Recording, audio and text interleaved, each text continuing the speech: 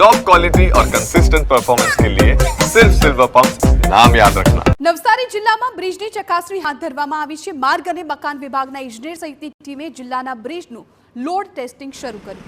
નવસારી બારડોલીને જોડતો પૂર્ણા નદી પરનો 70 વર્ષ જૂનો સુપા બ્રિજ પર હાલ ચકાસણી ચાલી રહી છે। લોડ ટેસ્ટિંગ અને બ્રિજની મજબૂતાઈની ચકાસણી માટે ઇજનેરની ટીમે તપાસ હાથ ધરી છે, જેના કારણે સુપા બ્રિજ 16 જુલાઈથી 19 જુલાઈ સુધી બંધ રહેશે। બ્રિજ પરથી પસાર થતા વાહન ચાલકો માટે વૈકલ્પિક રસ્તો આપીને આ બ્રિજ બંધ કરવામાં આવ્યો છે। જિલ્લાના તમામ જૂના બ્રિજનું તબક્કાવાર ચકાસણી કરવામાં આવશે।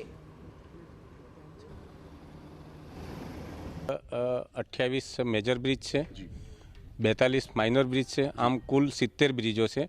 બ્રિજોની ચકાસણી ફિઝિકલ ચેક કરી લેવામાં આવે છે અને સર્વે પૂરો થઈ ગયો છે।